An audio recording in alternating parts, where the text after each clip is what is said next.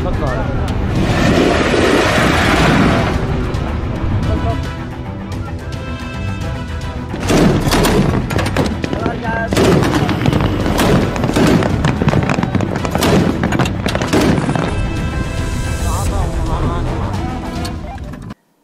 আলাইকুম বন্ধুরা, কেমন আছেন সবাই? আশা করি সবাই ভালো আছেন।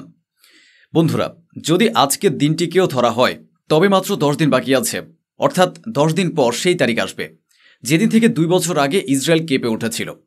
7ই অক্টোবরের তারিখ এখনও ইসরায়েলের কোনো নাগরিক মনে করতে চায় না। নেতানিয়াহু শুধু এজন্যই তা মনে করিয়ে দেন যাতে আন্তর্জাতিক অপরাধের মধ্যে ফিলিস্তিনিদের বিরুদ্ধে পরিবেশ তৈরি করা যায়। অথচ 7ই অক্টোবর যা ঘটেছিল তার চেয়েও ভয়াবহ কাজ প্রতিদিনই ইসরায়েলের সেনারা গাজায় করে আসছে।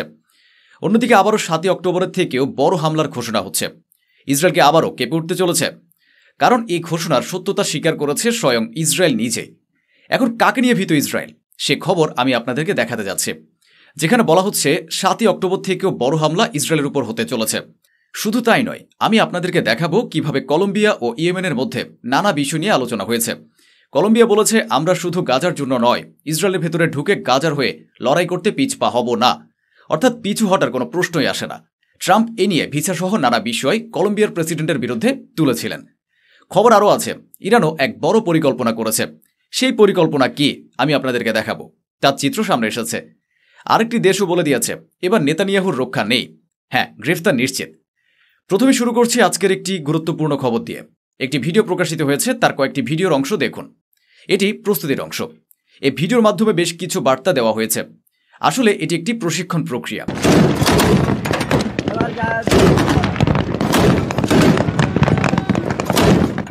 এসব নিয়ে ইসরায়েল ইয়েমেনকে সতর্ক করেছে, কারণ হাজার হাজার যোদ্ধাকে ইসরায়েলের বিরুদ্ধে বড় হামলার জন্য প্রস্তুত করা হচ্ছে, যার কৌশল হবে হামাসের 7ই অক্টোবরের হামলার মতো।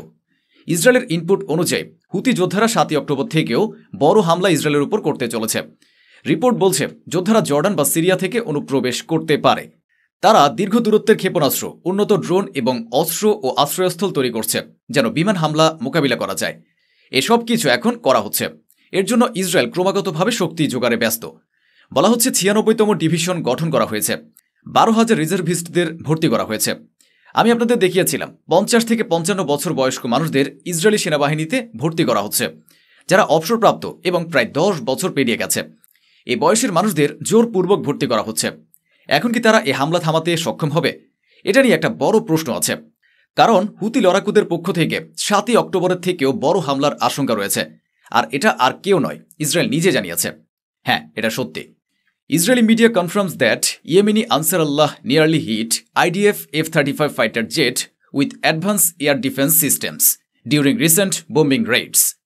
অর্থাৎ ইসরায়েলের মিডিয়া নিশ্চিত করেছে যে ইয়েমেনের আনসারুল্লাহ সাম্প্রতিক বোমাবর্ষণের সময় আইডিএফ এর F-35 ফাইটার জেটকে লক্ষ্য করে উন্নত এয়ার ডিফেন্স রেডি হিট ব্যবহার করেছে।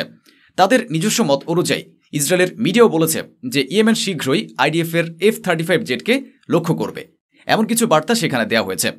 এদিকে ইয়েমেনের প্রেসিডেন্ট কলম্বিয়ার প্রেসিডেন্টের সিদ্ধান্তকে পুরোপুরি স্বাগত জানিয়েছেন। তিনি বলেছেন এটি প্রথমবার যে কেউ এত শক্তভাবে জাতিসংঘে ফিলিস্তিনের পক্ষে দাঁড়িয়েছে। এর আগে কলম্বিয়ার প্রেসিডেন্ট পেট্রো জাতিসংঘে বলেছেন, আমরা এমন একটি বড় সৈন্যবাহিনী তৈরির ব্যবস্থা করব যা ইসরায়েলকে ছাড়িয়ে যাবে এবং ইসরায়েলের ভেতরে ঢুকে সেখানে আঘাত করবে। President petro warns that he will request help from China if the bombing of Gaza continuous. President petro বলেছেন, যদি গাজার উপর বোমাবর্ষণ চলতে থাকে তাহলে তিনি চীন থেকে সাহায্য চাওয়ার অনুরোধ করবেন। তিনি আরও বলেন, আমরা চীনের সাহায্য নিতে পিছপা হব না, চীনকে মধ্যস্থতা ও সমর্থন করতে হবে এবং আমরা আক্রমণ থেকে পিছপা হব না। অর্থাৎ মধ্যপ্রাচ্য, এশিয়া ও পশ্চিমা দেশগুলো সবখানেই পুরো সমীকরণ বদলে গেছে। আরেকটি বড় খবর, Colombia curbs coal export to Israel, meanwhile the Arab export oil to America and Israel. Colombia ইসরায়েলে কয়লা রপ্তানি বন্ধ করেছে, অন্যদিকে আরব দেশগুলো আমেরিকা ও ইসরায়েলে তেল রপ্তানি অব্যাহত রেখেছে। খবরটা হলো, কলম্বিয়া ইসরায়েলকে যে কয়লা সরবরাহ করত সেখানে নিষেধাজ্ঞা জারি করেছে, অর্থাৎ ইসরায়েলের দিকে আর কোনো কয়লা যাবে না। অথচ আরব দেশগুলো এখনও আমেরিকা ও ইসরায়েলকে তেল সরবরাহ করছে, ক্রমাগত তেল পাঠানো হচ্ছে। কাতারের উপর হামলা হওয়ার পরও, ভাবুন, কাতারের উপর হামলা হয়েছে, তারপরও তারা এই সরবরাহ বন্ধ করতে রাজি নয়। পরের খবর, Saudi government, a Saudi enemy missile strike targets the Yemeni border villages.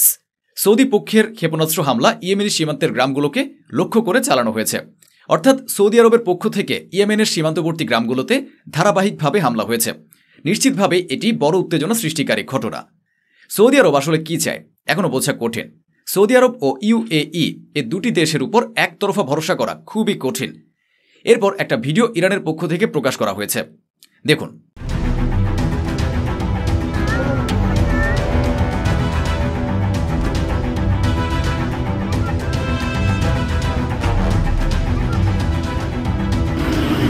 অর্থাৎ ইরান প্রস্তুত, মানে ইরানও বড় ধরনের হামলা করতে যাচ্ছে। ইয়েমেন প্রসঙ্গে আগে বলা হয়েছিল হুতি যোদ্ধারা 7 অক্টোবর থেকেও বড় হামলা করবে। এখন প্রশ্ন হলো তারা একা করবে নাকি ইরানও তাদের পাশে দাঁড়াবে, এ নিয়ে সংশয় রয়েছে। এদিকে ইসরায়েল বলেছে Saudi Arabia should remove Jerusalem and Al Aqsa mosque from national currency. অর্থাৎ সৌদি আরবকে তার জাতীয় মুদ্রা থেকে জেরুজালেম ও আল আকসা মসজিদের ছবি সরিয়ে ফেলা উচিত। ভাবুন, যে স্থানকে আমাদের মুসলমানদের কাছে ইসলামের তৃতীয় পবিত্রতম স্থান হিসেবে ধরা হয়, সেই জেরুজালেমের ব্যাপারে ইসরায়েল বলছে সৌদি আরব, যারা নিজেই একটি শক্তিশালী মুসলিম দেশ, তারা যেন তাদের মুদ্রা থেকে আল আকসা মসজিদের ছবি সরিয়ে দেয়। এখন ভাবুন, এখন যদি সৌদি আরব তার জাতীয় মুদ্রা থেকে জেরুজালেম ও আল আকসা মসজিদের ছবি সরিয়ে ফেলে, তবে তাদের উপর কতটা ভরসা করা যায়? আমি আবারও বলছি, সৌদি আরবের উপর সহজে ভরসা করা যাবে না। যদিও সৌদি আরব ফ্রান্সের কারণে ফিলিস্তিনকে স্বীকৃতির প্রস্তাব দিয়েছে, তবুও ইয়েমেনের সঙ্গে সৌদির সম্পর্ক এমন এক সময় খারাপ হয়ে আছে যখন শিয়া সুন্নি বিভেদ ভুলে ঐক্য প্রদর্শন করার কথা ছিল। এখন সৌদি আরব যদি ইয়েমেনের উপর ধারাবাহিকভাবে হামলা করতে থাকে, আর যদি ইয়েমেনের পক্ষ থেকেও সৌদি আরবকে আক্রমণ করা হয়, তাহলে এটা নিশ্চিতভাবে ভুল পথে যাবে। এদিকে একটি প্রাথমিক রিপোর্ট এসেছে যে ইসরায়েল একটি বড় হামলা করেছে ইস্তানবুলে। ইস্তানবুলে থাকা হামাস নেতাদের সম্পর্কে খবর পায় ইসরায়েল এবং কাতারের স্টাইলেই ইস্তানবুলে হামলা চালানো হয়। প্রথম ধাপের রিপোর্টগুলো সামনে আসছে। কতটা ক্ষতি হয়েছে বা হয়নি, কোন কোন স্থানকে লক্ষ্য করে হামলা করা হয়েছে, এসব তথ্য আসলেই জানিয়ে দেব। এর মধ্যেই আরেকটি খবর এসেছে, এরা ইটালীয় বন্দরগুলোতে কাজ করা ডাক ওয়ার্কার্স। ইতালির বন্দরগুলোতে কাজ করা ডাক ওয়ার্কার্সরা ইসরায়েলের বিরুদ্ধে প্রতিবাদ করছে। তারা ইসরায়েলের শিপমেন্টগুলো যেগুলোতে অস্ত্র লোড করা হচ্ছে সেই সব পাঠানো মেনে নেয়নি এবং প্রতিবাদ জানাচ্ছে। এর আগে ইতালিতে 48 ঘন্টা ধরে হট্টগোল হয়েছিল, বিক্ষোভ ছড়িয়ে পড়েছিল। এরপরও কেন ইসরায়েলকে সহায়তা করা হচ্ছে তা নিয়েই মানুষের মধ্যে সরকারের প্রতি ক্ষোভ দেখা যাচ্ছে। এদিকে ফ্রান্স বলেছে, France says it will arrest Netanyahu if he enters the country. Netanyahu ফ্রান্সে ঢুকলে তাকে গ্রেফতার করা হবে। নেতানিয়াহু ফ্রান্সে ঢুকলে কোনোভাবেই ক্ষমা করা হবে না, তাকে আটক করা হবে। এটি আরও একটি বড় খবর। আর এদিকে দেখুন, জাহাজের একের পর এক চালান দেখা যাচ্ছে। অনেক ছোট বড় জাহাজ আছে, এসব জাহাজগুলো গাজা দিকে যাচ্ছে। এই জাহাজগুলো ফিলিস্তিনে সাহায্য পৌঁছে দিচ্ছে। এগুলো রক্ষা করতে প্রায় 50টিরও বেশি জাহাজ আছে। 44টি দেশ আছে যারা ইসরায়েলের ভঙ্গিতে কিংবা বন্দি নির্মাণের বিরুদ্ধে প্রতিবাদ জানিয়েছে। ইসরায়েল জোর করে অস্ত্রের দ্বারা এসব রুখে দেওয়ার চেষ্টা করলেও, এগুলো ভাঙার প্রচেষ্টা করলেও ফিলিস্তিনের শুকনো খাবার, পানি বা যে কোনো ধরনের সহায়তা হিসেবে পাঠানো হচ্ছে এবং বলা হচ্ছে তোমাদের কোনো অধিকার নেই এসব সাহায্য আটকে দেওয়ার। আরেকটি বড় খবর দেখুন, এখানে কি ঘটছে।